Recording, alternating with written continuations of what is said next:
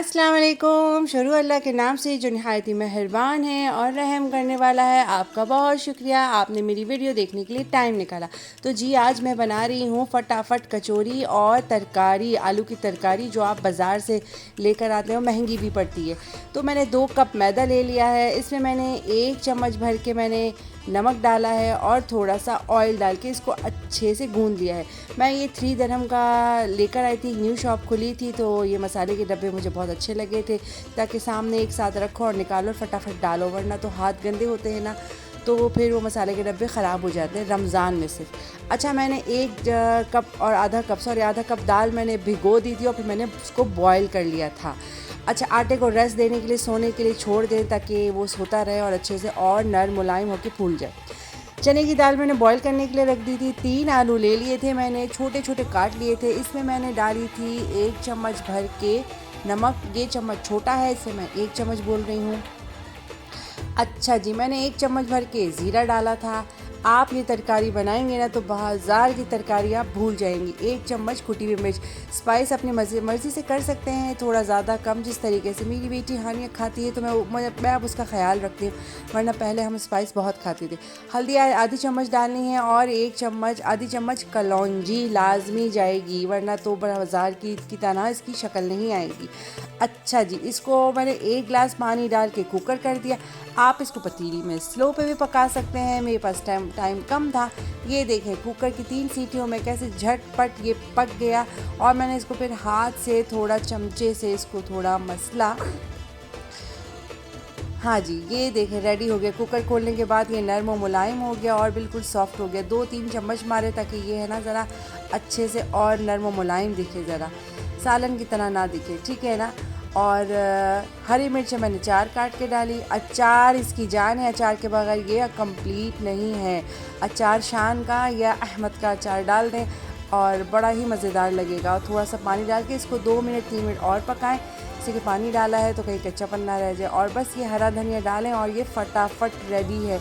दोबारा कह रही हूँ, अचार घर का मत डालिएगा वरना इसका टेस्ट बिल्कुल ख़राब हो जाएगा। चिकन पाउडर ऑप्शनल है, आपने डालना है तो आप डाल दीजिए। मैंने ऐसे ही डाल दिया था, पड़ा सामने नज़र आया तो मैंने कहा चलो इसका भी टेस्ट आ जाएगा, वरना मैं डालती नहीं हूँ, मर्ज़ी है आपकी। अच्छा, चने की दाल जो मेरी बॉईल हो गई थी उसका पानी अच्छे से निकाल लीजिएगा, ठीक है ना, पानी नहीं होना चाहिए, और इसको पीस लें। अगर आपकी चने की दाल सही नहीं पीसी तो आपकी कचौरी फट जाएगी, टूट जाएगी। देखिए बिल्कुल दाना नहीं होना चाहिए, बिल्कुल स्मूथ और एकदम नरम होनी चाहिए, मतलब चिकनी होनी चाहिए, ठीक है ना। और आधी चम्मच मैंने पिसी हुई मिर्च डाली और थोड़ा सा नमक डाला और इसको अच्छे से मिक्स करके और आटे की एक बराबर रोल बना के एक छोटे पीस एक ही साइज़ के करें, ताकि आप एक ही साइज़ की कचौरी आपको मिले। मैंने छोटी कचौरियाँ बनाई थी इसलिए कि मेरी हानिया को छोटी कचौरियाँ पसंद है। एक दफ़ा बड़ी बनाई थी तो कहीं मम्मा छोटी बनाओ, तब क्या करें, बच्चे की ख्वाहिश पूरी करनी पड़ती है। देखिए छोटा सा पेड़ा मैंने हाथ से खोला, थोड़ा सा 2-3 चुटकी जितना मैंने डाला मसाला, ज़्यादा डालेंगे तो फट जाएगी कचौरियाँ। और ऑयल मैंने प्लेट पे लगा के रखा था और मैं इसके ऊपर रख दिए। अच्छा जी, अगर आप दोबारा कह रही हूँ कि देखिए दाना नहीं होना चाहिए वरना आपकी कचौरियाँ, इतनी मेहनत आप कर रहे हो बेकार हो जाएगी, बिल्कुल पिसी हुई बारीक होनी चाहिए। मैंने इसके ऊपर बाद में दोबारा से ऑयल लगाया। ऑयल इसलिए लगा रही हूँ कि ये ड्राई ना हो जाए, और ये ड्राई हो जाएंगी तो आप जब इसको बेलेंगी या हाथ से प्रेस करेंगी तो ये फट जाएंगी। अब सबसे आसान तरीका, इसलिए कि ऑलरेडी इतना ऑयल लगा हुआ है, हथेली में चारों साइड पे आप इसको हाथ से फैलाएंगे तो कचौरी रेडी हो जाएगी।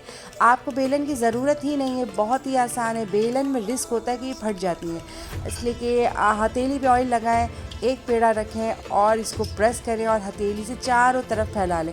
ये देखने में छोटी लग रही है मगर इतनी छोटी भी नहीं थी, बिल्कुल बाज़ार के साइज़ की कचौरी थी और बहुत यमी बनी थी और बहुत ही ज़बरदस्त बनी थी। आप लोग ज़रूर ट्राई करिएगा। और मैंने इसको फटाफट फ्राई करा। देखिए ये फूल भी नहीं है। 2-3 समोसे पड़े थे वो भी मैंने डाल दिए हस्बैंड को खाने के, तो मैंने कहा चलो उसको भी डाल देती हूँ।